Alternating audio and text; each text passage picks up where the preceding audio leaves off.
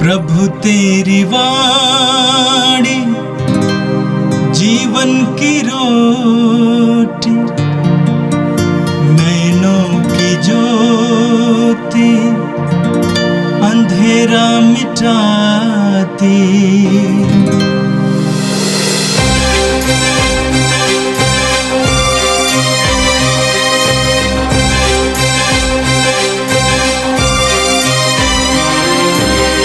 प्रभु तेरी वाणी जीवन की रोटी, नैनों की ज्योति अंधेरा मिटाती। प्रभु तेरी वाणी जीवन की रोटी, नैनों की ज्योति अंधेरा मिटाती। वाणी वाणी वाणी वाणी वाणी पवित्र है, शाश्वत है, जीवन का मन्ना है। 17 अक्टूबर मंगलवार। पहला पाठ रोमियों के नाम संत पौलुस का पत्र, अध्याय 1, वचन संख्याएं 16 से 25 तक। मुझे सुसमाचार से लज्जा नहीं। यह ईश्वर का सामर्थ्य है जो प्रत्येक विश्वास करने वाले के लिए पहले यहूदी और फिर यूनानी के लिए मुक्ति का स्रोत है। सुसमाचार में ईश्वर की सत्य प्रतिज्ञता प्रकट होती है जो विश्वास के द्वारा ही मनुष्य को धार्मिक बनाता है। जैसा कि लिखा है, धार्मिक मनुष्य अपने विश्वास के द्वारा जीवन प्राप्त करेगा। ईश्वर का क्रोध स्वर्ग से उन लोगों के सब प्रकार के अधर्म और अन्याय प्रकट हो जाता है जो अन्याय द्वारा सत्य को दबाए रखते हैं। ईश्वर का ज्ञान उन लोगों को स्पष्ट रूप से मिल गया है क्योंकि ईश्वर ने उसे उन पर प्रकट कर दिया है। संसार की सृष्टि के समय से ही ईश्वर के अदृश्य स्वरूप को, उसकी शाश्वत शक्तिमत्ता और उसके ईश्वरत्व को उसके कार्यों में बुद्धि की आँखों द्वारा देखा जा सकता है। इसलिए वे अपने आचरण की सफाई देने में असमर्थ हैं क्योंकि उन्होंने ईश्वर को जानते हुए भी उसे समुचित आदर और धन्यवाद नहीं दिया। उनका समस्त चिंतन व्यर्थ चला गया और उनका विवेकहीन मन अंधकारमय हो गया। वे अपने को बुद्धिमान समझते हैं किंतु वे मूर्ख बन गए हैं। उन्होंने अनश्वर ईश्वर की महिमा के बदले नश्वर मनुष्य, पक्षियों, पशुओं तथा सांपों की अनुकृतियों की शरण ली। इसलिए ईश्वर ने उन्हें उनकी घृणित वासनाओं का शिकार होने दिया और वे एक दूसरे के शरीर को अपवित्र करते हैं। उन्होंने ईश्वर के सत्य के स्थान पर झूठ को अपनाया और श्रेष्ठ वस्तुओं की उपासना और आराधना की, किंतु उस सृष्टिकर्ता की नहीं जो युग युगों तक धन्य है। आमीन। यह प्रभु की वाणी है। संत लूकस के अनुसार पवित्र सुसमाचार अध्याय 11 वाक्य संख्या 37 से लेकर 41 तक। ईसा के उपदेश के बाद किसी फरीसी ने उनसे यह निवेदन किया कि आप मेरे यहाँ भोजन करें, और वह उसके यहाँ जाकर भोजन करने बैठे। फरीसी को यह देखकर आश्चर्य हुआ कि उन्होंने भोजन से पहले हाथ नहीं धोए। प्रभु ने उससे कहा, तुम फरीसी लोग प्याले और थाली को ऊपर से तो मांजते हो, परंतु तुम भीतर लालच और दुष्टता से भरे हुए हो। मूर्खों, जिसने बाहर बनाया क्या उसी ने अंदर नहीं बनाया? जो अंदर है उसमें से दान कर दो और देखो सब कुछ तुम्हारे लिए शुद्ध हो जाएगा। यह प्रभु का पवित्र सुसमाचार है। ख्रिस्त प्रभु की जय। यीशु में मेरे प्रिय भाई और बहनों, आज का पहला पाठ रोमियों के नाम संत पौलुस के पत्र से लिया गया है। आज के पहले पाठ के पहले 2 वाक्यांश हमें पूरे पत्र के सार को समझाता है, जहां पर संत पौलुस कहते हैं, मुझे सुसमाचार से लज्जा नहीं, यह ईश्वर का सामर्थ्य है जो प्रत्येक विश्वासी के लिए पहले यहूदी और फिर यूनानी के लिए मुक्ति का स्रोत है। यहाँ पर संत पौलुस रोमियों के नाम अपने पत्र को लिखते हुए यह बताने की कोशिश करता है कि सुसमाचार उसके लिए लज्जा का विषय नहीं है, यह ईश्वर के सामर्थ्य का विषय है, जिसके द्वारा पूरे मानव समुदाय को मुक्ति प्राप्त होती है। यही वह सुसमाचार है जिसको लेकर वह अपने लोगों को बताने की कोशिश करता है चिट्ठी के द्वारा। आगे संत पौलुस कहता है, सुसमाचार में ईश्वर की सत्य प्रतिज्ञता प्रकट होती है जो विश्वास द्वारा मनुष्य को धार्मिक बनाता है, जैसा कि लिखा है, धार्मिक मनुष्य अपने विश्वास द्वारा जीवन प्राप्त करेगा। दूसरे वाक्यांश में संत पौलुस कहते हैं कि सुसमाचार में ईश्वर की सत्य प्रतिज्ञता प्रकट होती है।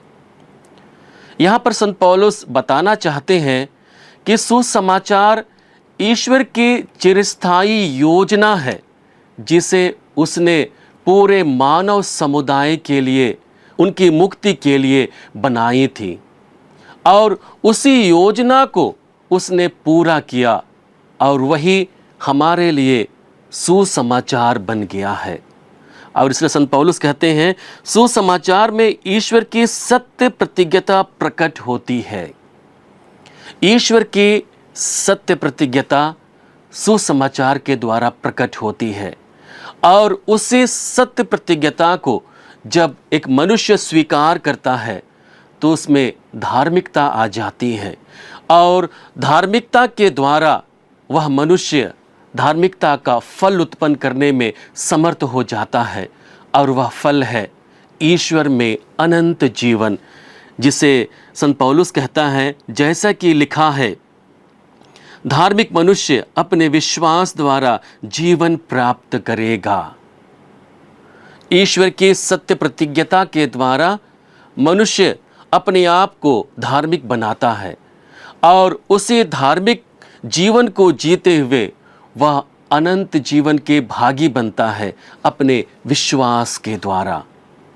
हम देखते हैं कि संत पौलुस जब पहले 2 वाक्यांश को हमारे सामने रखते हैं तो उनमें यूनानी शब्द का प्रयोग करते हैं। एक और संत पौलुस रोमियों को अपने पत्र लिख रहे हैं, और दूसरी ओर यूनानी शब्द का प्रयोग करते हैं। इसे हमें समझने की आवश्यकता है। यीशु के समय यूनानी सभ्यता और संस्कृति समूचे विश्व में अपनी चरम सीमा पर थी। वे अपने ज्ञान, अपने कला, अपने दर्शन और अपने नैतिक मूल्यों के लिए जाने जाते थे।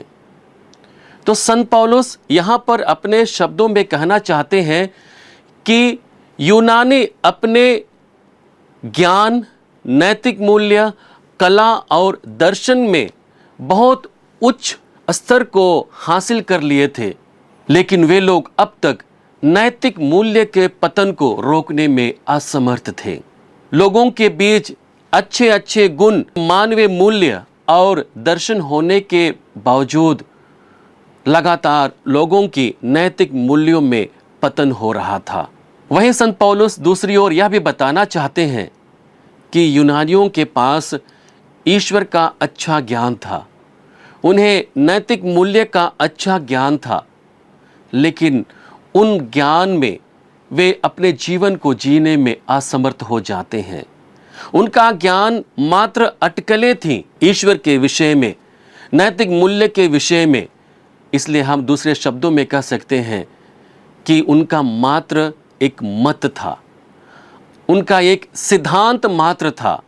और इसलिए यहाँ पर संत पौलुस कहना चाहते हैं, क्योंकि यह मात्र एक सिद्धांत था, इसलिए वे सच्चे ईश्वर को स्वीकार करने में चूक जाते हैं। वहीं दूसरी ओर हम देखते हैं कि रोमी सम्राट अपने आप को ईश्वर मान बैठते हैं, ईश्वर के समान व्यवहार करते हैं और लोगों को पूजा आराधना करने के लिए कहते हैं। तो इसी संदर्भ में यहाँ पर संत पौलुस रोमियों को पत्र लिखते हुए कहते हैं कि हमारी मुक्ति मात्र सुसमाचार से ही मिल सकती है, और उस सुसमाचार को प्रचार प्रसार करने के लिए कभी भी उसे लज्जा का अनुभव नहीं हुआ, कभी भी उसे तिरस्कार का अनुभव नहीं हुआ, क्योंकि वह जानता था कि सुसमाचार ईश्वर की सत्य प्रतिज्ञता को प्रकट करता है, और उसी सत्य प्रतिज्ञता को जब मनुष्य विश्वास करता है तो वह धर्मी बन जाता है, और धर्मी बनने के कारण वह धार्मिकता का फल उत्पन्न करता है, जिसके द्वारा उसे अनंत जीवन प्राप्त होता है। आगे हम देखेंगे कि संत पौलुस अपने लोगों के सामने चुनौतियों को रखते हैं और अपनी बात को स्पष्ट करते हैं कि उन्हें क्यों सुसमाचार में विश्वास करना है, और इन्हीं शब्दों के साथ वह गैर यहूदियों के पापाचार को, उनके बुरे कर्म को अपने लोगों के सामने रखता है और कहता है, ईश्वर का क्रोध स्वर्ग से उन लोगों के सब प्रकार के अधर्म और अन्याय को प्रकट होता है जो अन्याय द्वारा सत्य को दबाए रखता है। ईश्वर का ज्ञान उन लोगों को स्पष्ट रूप से मिल गया है, क्योंकि ईश्वर ने उसे उन पर प्रकट कर दिया है। संसार की सृष्टि के समय से ही ईश्वर के अदृश्य स्वरूप को, उसकी शाश्वत महिमता और उसके ईश्वरता को बुद्धि की आंखों द्वारा उसके कार्यों में देखा जा सकता है। एक और संत पौलुस यूनानी सभ्यता और मनुष्य पर उसके प्रभाव पर अपने विचार को रखता है, वहीं दूसरी ओर उन सभी को प्रोत्साहित करते हुए कहता है कि तुम्हारे ज्ञान के विषय में ईश्वर का गूढ़ रहस्य छुपा हुआ है, और उसे समझने में तुम्हें सचमुच में अच्छे ज्ञान की आवश्यकता है। उसे समझने में हमें ज़रूरत है कि हम ईश्वर के उस स्वरूप को पहचानें जो हमारे लिए हमारे ज्ञान के द्वारा प्राप्त हुआ है। और आगे कहते हैं, इसलिए वे अपने आचरण की सफाई देने में असमर्थ हैं, क्योंकि उन्होंने ईश्वर को जानते हुए भी समुचित आदर और धन्यवाद नहीं दिया। उनका समस्त चिंतन व्यर्थ चला गया और उनका विवेकहीन मन अंधकारमय हो गया। वे अपने को बुद्धिमान समझते हैं, किंतु वे मूर्ख बन गए हैं। यहाँ पर संत पौलुस उनके बुद्धिमानी को, उनकी संस्कृति को, उनकी सभ्यता को, उनके दर्शन को चुनौती देते हुए कहते हैं कि तुम्हारे इन्हीं बातों के द्वारा ईश्वर तुमसे दूर हो गए हैं और तुम अंधकार के भागी बन गए हो।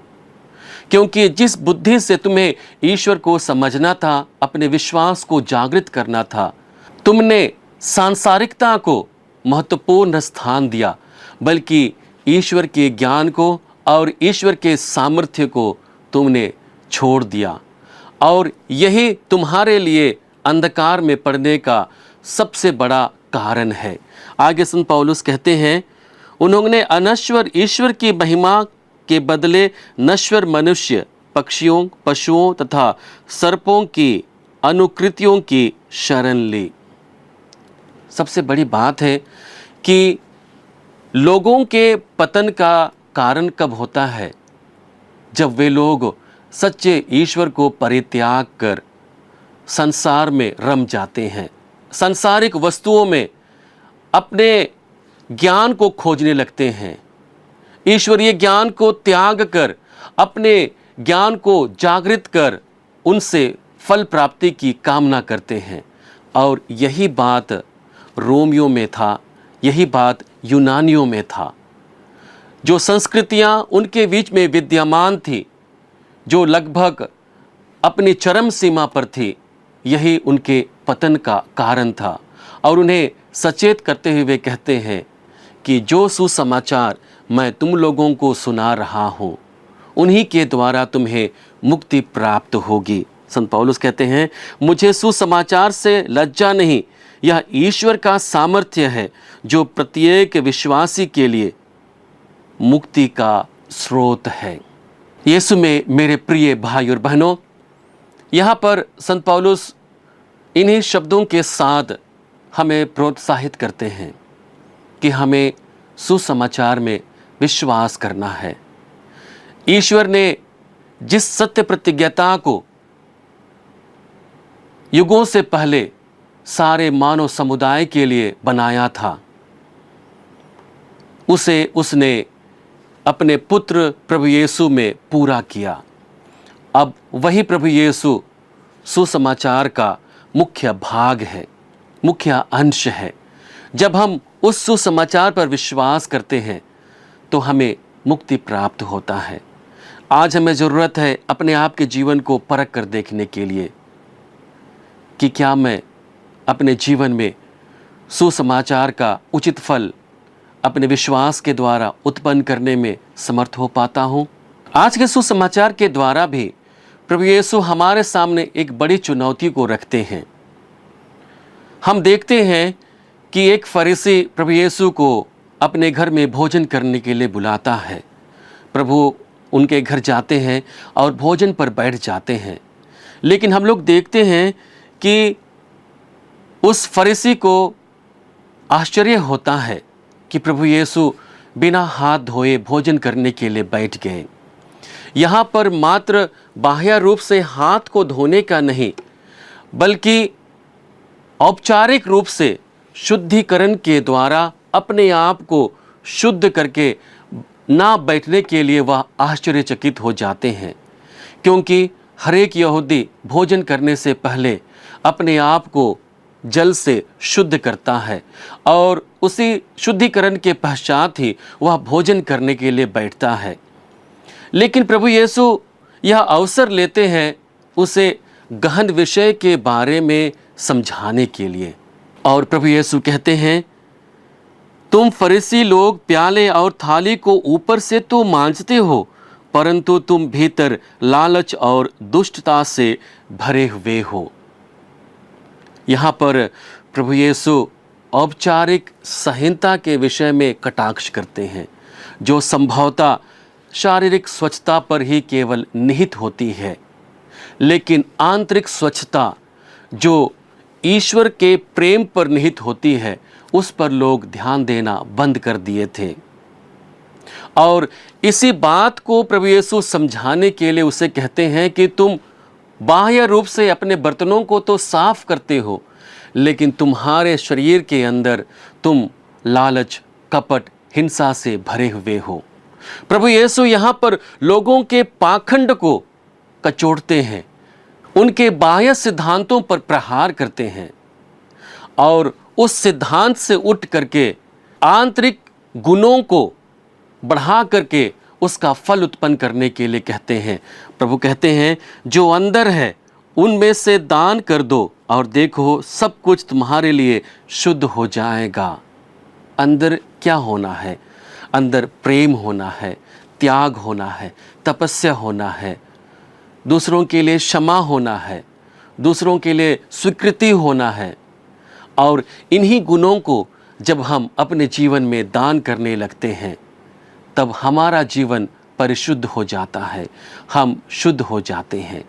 यीशु में मेरे प्रिय भाई और बहनों, यदि हम अपने जीवन को देखेंगे तो हम लोग बहुत बार आंतरिक मूल्यों पर केंद्रित होकर अपने जीवन को जीने में असमर्थ हो जाते हैं, क्योंकि बाह्य जीवन, सांसारिक जीवन हमारे जीवन को बहुत अधिक प्रभावित करता है, क्योंकि उनमें बहुत अच्छे अच्छे रंग हैं।